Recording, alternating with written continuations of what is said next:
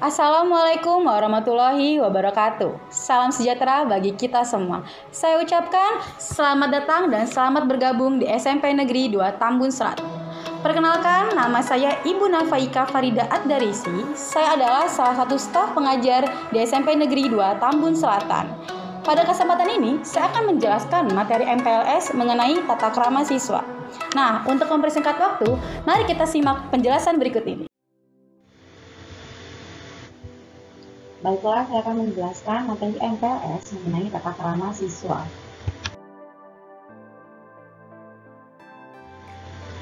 Nah, apa sih itu tata krama? Saya akan menjelaskan pengertian dan prinsip-prinsip tata krama.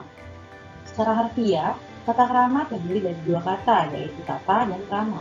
Tata memiliki arti adat, aturan, norma, atau peraturan.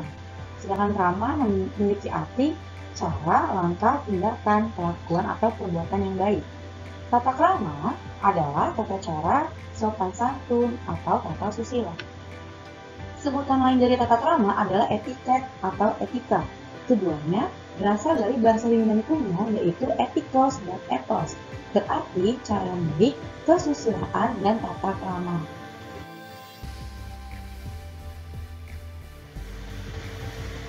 Perwujudan tata krama. Nah, perwujudan tata krama dalam pergaulan, khususnya bagi pelajar itu ada tiga, yaitu tata krama di lingkungan rumah atau dalam keluarga, lalu ada tata krama di lingkungan sekolah, dan tata krama di lingkungan masyarakat. Nah, saya akan menjelaskan ketiganya.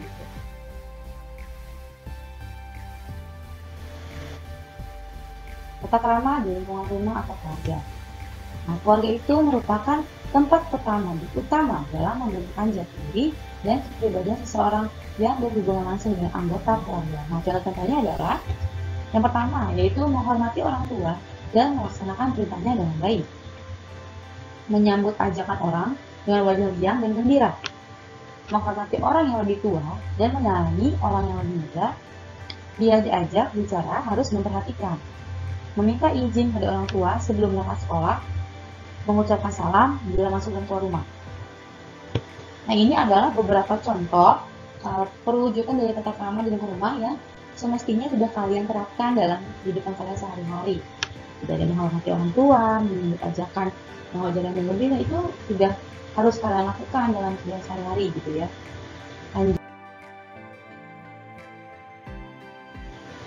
Tata krama di lingkungan sekolah. Nah, sekolah itu merupakan tempat bersosialisasi penting bagi anak dalam lembaga formal yang memiliki aturan yang harus dipatuhi. Nah, contoh-contohnya adalah bersikap sopan pada guru dan karyawan. Itu penting, itu nomor satu ya. Yang kedua, mengucapkan salam bila bertemu guru, karyawan, dan teman. Saling menghargai antar teman dan mematuhi tata tertib sekolah. Nah, ini adalah beberapa juga yang perwujudan dari tata krama di lingkungan sekolah yang mesti kalian juga patuhi gitu. Lanjut, ini adalah tata krama di lingkungan masyarakat. Sebagai contoh kontrol sosial yang berangkat dari kebiasaan, adat istiadat dan norma disebutkan dalam masyarakat merupakan tempat bertemunya berbagai lapisan masyarakat yang berbeda latar belakang serta budayanya. Nah, contoh-contohnya bagaimana nih? Pertama, yaitu kita mengucapkan salam apabila bertemu orang yang lebih tua, saudara, dan teman. Membiasakan mengetuk pintu bila bertamu, tata cara makan untuk menikmati hidangan, saling menolong sama tetangga, dan menghargai saran dan pendapat orang lain. Ya, jadi kalau misalnya kalian nih ketemu orang yang lebih tua, ya pastinya di jalan tuh kalian harus memberikan salam gitu ya. Terus kalau mau ke rumah orang gitu bertamu, ya biasakan kalian mengetuk pintu terlebih dahulu, jangan tiba-tiba kalian gedor-gedor rumahnya ya. Terus jangan sampai kalian teriak-teriak gak jelas, itu tidak berarti kalian tidak memiliki tata krama yang baik. Terus untuk makan sendiri pun kita juga harus mempunyai tata krama yang baik. Misalkan menggunakan tangan kanan, gitu kan, tidak boleh menggunakan tangan kiri. Lalu jika memberikan makanan kepada orang lain atau memberikan sesuatu kepada orang lain, lebih baiknya kalian menggunakan tangan kanan. Itu kan salah satu contoh tata krama juga yang dilakukan di lingkungan masyarakat seperti itu.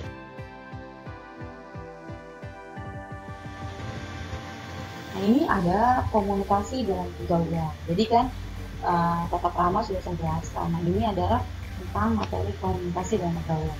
Nah, komunikasi itu adalah proses pertukaran pesan yang dikirimkan seorang kepada satu atau lebih penerima secara sadar dengan maksud untuk mempengaruhi tingkah laku si penerima. Pesan yang dikirim bisa berbentuk bahasa verbal atau kata-kata, dan dalam bentuk non-verbal seperti ekspresi wajah, gerakan tubuh, menggunakan jarak mendekat atau menjauh, sentuhan, pakaian, dan segala sesuatu yang dianggap memiliki makna. Nah, ini ada memiliki kunci-kunci pokok keberhasilan komunikasi dalam pergaulan sehari-hari. Yaitu, pertama adalah perlakukan orang lain sebagaimana kita diperlakukan. Jadi kalau orang memperlakukan kita baik, alangkah lebih baiknya kita memperlakukan orang tersebut dengan lebih baik juga. Namun, jika orang memperlakukan kita dengan buruk, alangkah lebih baiknya juga kita tetap memperlakukan mereka dengan baik. Jangan sampai kita membalas dia dengan perlakuan yang tidak baik ya. Lalu menyadari adanya perbedaan setiap individu. Jadi dalam dunia ini setiap manusia itu diciptakan berbeda-beda. Jangan kita paksakan segala sesuatu kehendak kita. Jangan menyamaratakan segala suatu hal. Kita harus bisa memberikan toleransi terhadap perbedaan. Jangan sampai kalian menganggap semuanya sama dan malah salah satunya akan merasa tersisihkan karena kalian tidak menerima perbedaan dari individu tersebut. Lalu perlu membuka diri agar tidak tertutup. Jadi untuk membangun komunikasi yang baik perlu kita sebagai manusia untuk membuka diri. Jangan sampai kita tertutup, walaupun misalkan sifat pribadinya dia adalah pendiam. Namun ada kalanya mungkin kita juga harus membuka diri untuk menjalin komunikasi gitu, terhadap antar individu. Lalu memupuk rasa percaya dan rela berkorban. Ini juga penting. Jadi jika dalam komunikasi kita tidak percaya dengan apa yang kita bicarakan, otomatis akan tampak keraguan gitu di pandangan mereka. Dan juga kita juga harus menerapkan sikap rela berkorban, karena manusia itu diciptakan untuk saling tolong menolong sesuai dengan fungsinya manusia, yaitu adalah makhluk sosial seperti itu. Jadi kita harus memupuk rasa percaya dan rela berkorban. Gitu. Itu adalah beberapa dari kunci pokok keberhasilan komunikasi dalam pergaulan sehari-hari.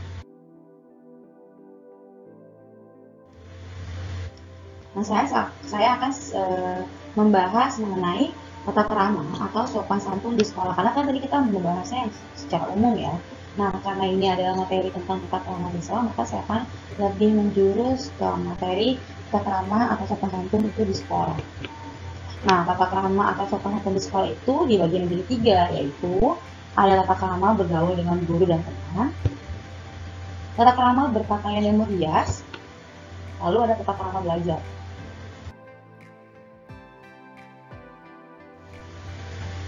Nah, ini saya akan menjelaskan tentang tata krama bergaul dengan guru ya. Dan temannya nanti ada lagi.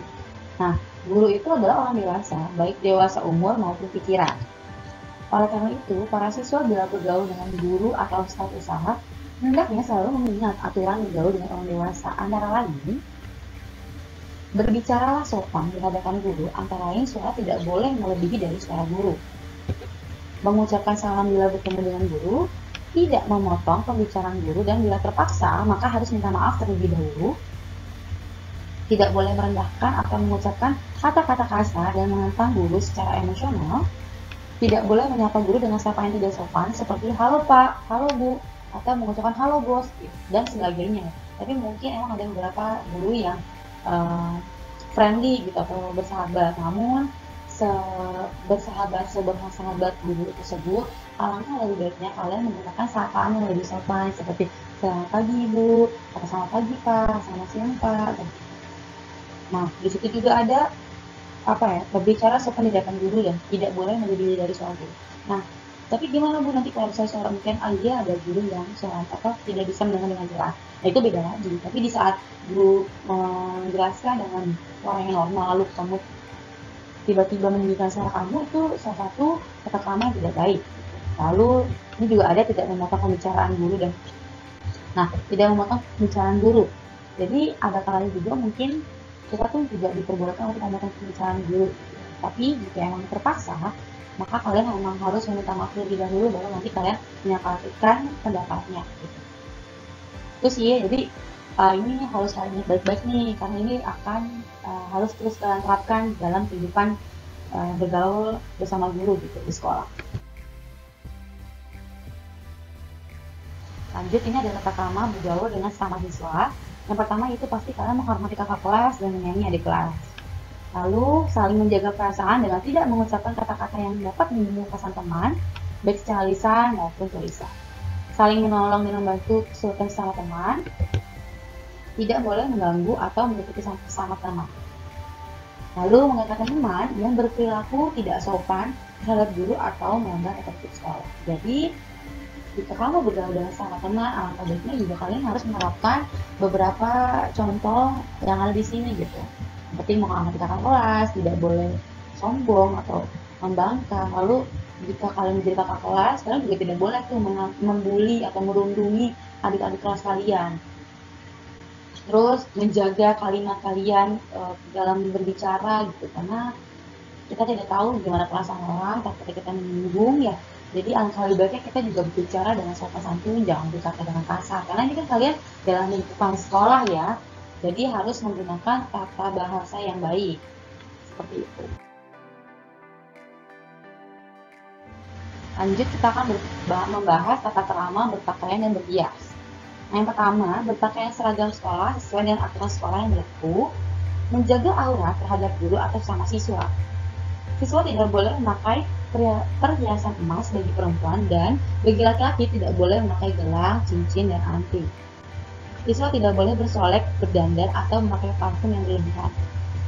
Dan juga siswa tidak boleh nih menulisi, mencoreti, atau mewarnai pakaiannya, meja, kursi, dan bangunan sekolah. Nah ini nggak boleh ya, karena ini merugikan kalian dan pihak sekolah. Jika bangkunya rusak, peralatan sekolahnya rusak, nanti kalian jadinya susah kan untuk belajar gitu. Apalagi kalau baju kalian coret-coret gitu atau kotor, nanti kan kalian jadinya harus beli lagi gitu. Terus tidak diperbolehkan juga tuh bersolek atau dandan-dandannya berlebihan. Pakai parfum juga yang sewajarnya aja. Kalau pakai deodoran nggak apa-apa, dia tidak bau dada. Tapi kalau pakai wangi-wangiannya yang menyolok itu tidak boleh ya. Nah, jaga aura. Terus bagi yang perempuan nggak perlu pakai perhiasan emas, kan takut juga ya hilang. Untuk yang laki-laki juga nggak perlu tuh pakai gelang, cincin, dan anting, kan gelang, cincin, dan anting itu identik dengan perempuan gitu. Lalu ini ada materi tentang tata krama belajar. Yang pertama, sebelum belajar kalian harus membenahi kelas sebelum guru masuk. Antara lain seperti menyapu, merapikan tempat duduk, menyiapkan perlengkapan menulis, dan membersihkan papan tulis.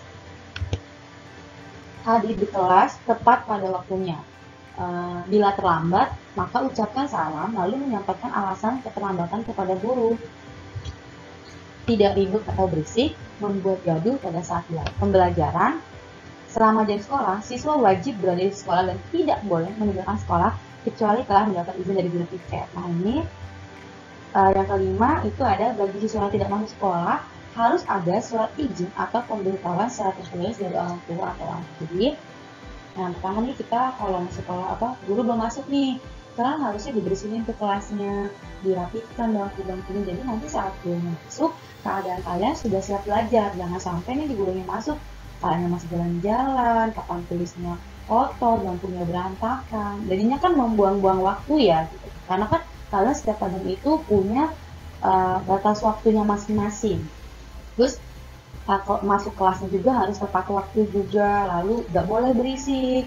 Terus apalagi ini nggak boleh meninggalkan sekolah kecuali telah diberikan izin oleh guru piket. Karena nanti kalau misalkan kalian meninggalkan sekolah lalu terjadi hal yang tidak diinginkan, maka yang bertanggung jawab adalah pihak sekolah. Dan kami berharap bahwa kalian sangat mematuhi nih beberapa contoh dari tata krama belajar.